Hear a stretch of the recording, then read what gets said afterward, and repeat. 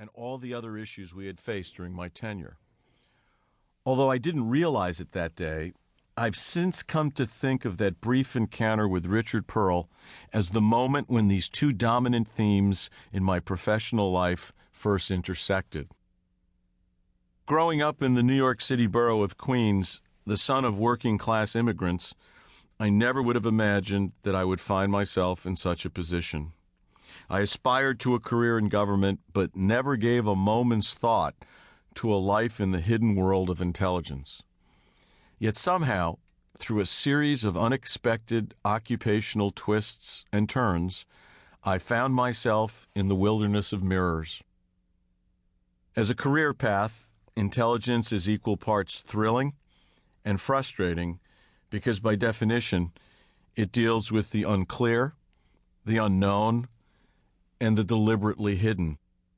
What the enemies of the United States work hard to conceal, the men and women of American intelligence work hard to reveal. Throughout my working life, following the ethos of intelligence, I tried to maintain a low profile, to be little seen or heard among the general public.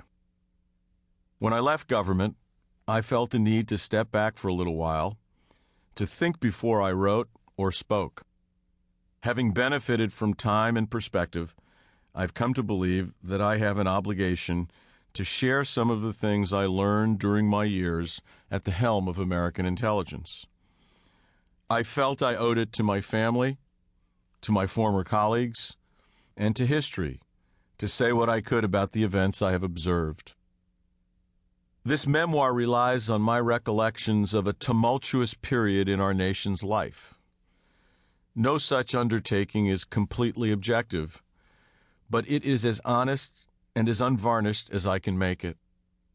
There are many things about my tenure as DCI that I am proud of, and more than a few things I wish I could do over. Where I or the organization I led made mistakes, I say so in these pages. Readers will find no shortage of such admissions. When I point out occasions where our performance was strong, I hope these assertions, too, are given fair consideration.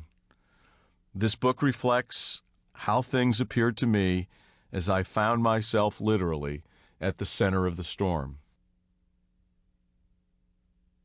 Where you stand on issues is normally determined by where you sit. And from where I sat, I saw the tidal wave of terrorism building.